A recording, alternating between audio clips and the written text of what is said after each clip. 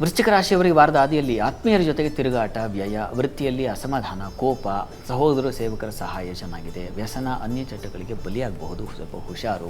ವೃಶ್ಚಿಕ ರಾಶಿಯವರಿಗೆ ಸ್ವಲ್ಪ ತೊಡಕಿದೆ. ಬುಧ ಬೇಗ ಹೋಗ್ತಾ ಇದ್ದಾನೆ, ಲಾಭಾಧಿಪತಿ ಅವನು. ಹೀಗಾಗಿ ಲಾಭವೆಲ್ಲ ಬಂದ ಲಾಭವನ್ನೆಲ್ಲ ಯಾವ ಥರ ಕಳೀಲಿ ಈ ಥರ ಯೋಚನೆ ಬಂದುಬಿಡುತ್ತೆ, ಹುಷಾರು. ಅದೇ ಶುಕ್ರನ ಜೊತೆಗೆ ಸೇರಿದಾಗ ಏನು ಸ್ವೇಚ್ಛೆ, ವಿಹಾರ ಅಥವಾ ಇನ್ಯಾವುದೋ ಒಂದು ಇಷ್ಟಪಟ್ಟದ್ದನ್ನು ತಗೊಳ್ತಕ್ಕಂಥದ್ದು, ಅದಕ್ಕಾಗಿ ಹಠ, ಈ ರೀತಿಯ ಒಂದು ಬಂದುಬಿಡುತ್ತೆ. ಕೆಲವೊಮ್ಮೆ ಹಾಗಾಗುತ್ತೆ.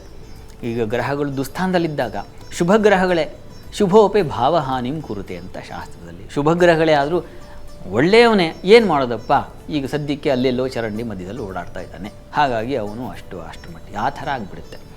ಕೆಂಗೇರಿ ಮೋರಿ ದಾಟುವಾಗ ಎಂಥವ್ರಿಗೂ ಕೂಡ ಈ ಸಮಸ್ಯೆ ಮೂಗು ಮುಚ್ಕೋಬೇಕಾಗತ್ತಲ್ಲ, ಆ ರೀತಿಯಲ್ಲಿ ಶುಭ ವ್ಯಕ್ತಿಗಳು ಒಳ್ಳೆಯ ಜನರಿಗೂ ಒಂದೊಂದು ಗ್ರಹಚಾರ ವಶತ್ ಹಿಂಗೆ ಬರುತ್ತೆ. ಅದು ಹಾಗಾಗಿ ಖರ್ಚು ವೆಚ್ಚ ಮತ್ತು ಅಮ್ಮನ ಹತ್ರ ಬಯಸ್ಕೊ, ಎಷ್ಟು ಖರ್ಚು ಮಾಡ್ತೀಯ ಅಂತ ಈ ಥರ ಆಗಿಬಿಡುತ್ತೆ. ಹುಷಾರು, ಗಮನ ಇಟ್ಕೊಳ್ಳಿ. ಇನ್ನು ಚಂದ್ರ ಚೆನ್ನಾಗಿದ್ದಾನೆ. ವಾರದ ಆದಿಯಲ್ಲಿ ಪರವಾಗಿಲ್ಲ, ನಿಮಗೆ ಸಹೋದರ ಸೇವಕರ ಸಹಾಯ ಇತ್ಯಾದಿ ಸಿಗುತ್ತೆ. ಒಳ್ಳೆ ಸುಗ್ರಾಸ ಭೋಜನ, ಇದಕ್ಕೆಲ್ಲ ತೊಂದರೆ ಇಲ್ಲ. ಮನೆಯಲ್ಲಿ ತಕ್ಕ ಮಟ್ಟಿಗೆ ಅನುಕೂಲ ಉಂಟಾಗುತ್ತೆ. ಕೆಲಸ ಕಾರ್ಯಗಳಲ್ಲೂ ಅನುಕೂಲ ಚೆನ್ನಾಗಿದೆ. ಔಷಧ ವ್ಯಾಪಾರಿಗಳಿಗೆ, ಪ್ಯಾರಾಮೆಡಿಕಲ್ ಕೆಲಸ ಮಾಡೋರಿಗೆ, ಮೆಡಿಕಲ್ ಫೀಲ್ಡ್ ಇರ್ತಕ್ಕಂಥ ತುಂಬ ಚೆನ್ನಾಗಿದೆ. ಇನ್ನು ವಾರಾಂತ್ಯ ಗಮನಿಸೋಣ.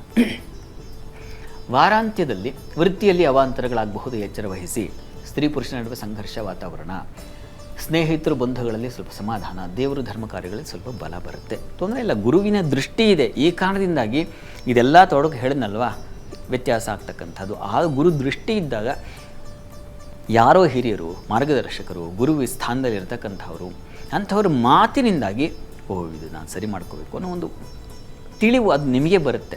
ಸ್ವಸ್ವರೂಪ ಸಂಧಾನ ಅಂತಾರದು, ನಮಗೆ ಅರ್ಥ ಆಗೋದು, ಅದು ಅರ್ಥ ಆಗುತ್ತೆ ನಿಮಗೆ. ಪಾಪ ಅಂಥದ್ದೊಂದು ಕುಜನೂ ಚೆನ್ನಾಗಿದ್ದಾನೆ, ಹೀಗಾಗಿ ಬರೀ ಚೆನ್ನಾಗಿಲ್ಲ ಅಂತ ಭಾಗ್ಯದಲ್ಲಿ ಗುರುವಿದ್ದರೆ ಸಾಕಲ್ವ, ಎಲ್ಲ ಬಗೆಯ ತೊಡಕುಗಳು ನಿವಾರಣೆ ಆಗುತ್ತೆ. ಹೀಗಾಗಿ ಯೋಚನೆ ಮಾಡಬೇಡಿ. ವೃಶ್ಚಿಕ ರಾಶಿಗಳು ಏನಪ್ಪ ಇದು ಈ ಥರ ಹೇಳ್ಬಿಟ್ರಲ್ಲ, ತಲೆ ಕೆಡಿಸ್ಕೋಬೇಕಾಗಿಲ್ಲ. ಗುರು ದೃಷ್ಟಿಯೇ ನಿಶೇಷ ದೋಷ ಹರಣೆ ಶುಭವರ್ಧನೆ ಚ ವೀರ್ಯಂ ಗುರೋರಧಿಕಮಸ್ತ್ಯ ಖಿಲಗ್ರಹೇಭ್ಯ. ಒಂದು ಗುರುದೃಷ್ಟಿ ಎಲ್ಲವನ್ನ ತೆಗೆದುಹಾಕ್ಬಿಡುತ್ತೆ, ವ್ಯಕ್ತಿತ್ವವನ್ನೇ ಬದಲಾಗಿ ಅದಕ್ಕೆ ತಾನೇ ರಾಮಕೃಷ್ಣರಂಥವ್ರಿಗೂ ಅಲ್ಲಿಗೆ ಹೋಗಿ, ಅಪ್ಪ ನಿನ್ನ ಕರುಣಾದೃಷ್ಟಿ ನನ್ನ ಮೇಲೆ ಬಿದ್ದರೆ ಸಾಕು ಅಂತ.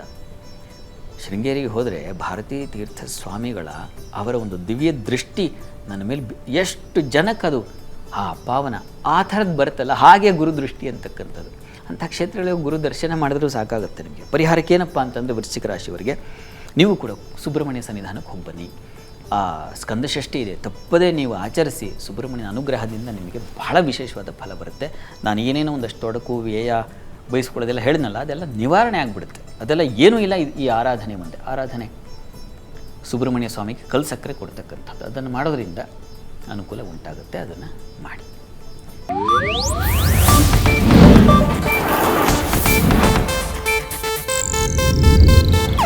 ಇದು ಏಷ್ಯಾನೆಟ್ ನ್ಯೂಸ್ ನೆಟ್ವರ್ಕ್ ಪ್ರಸ್ತುತಿ.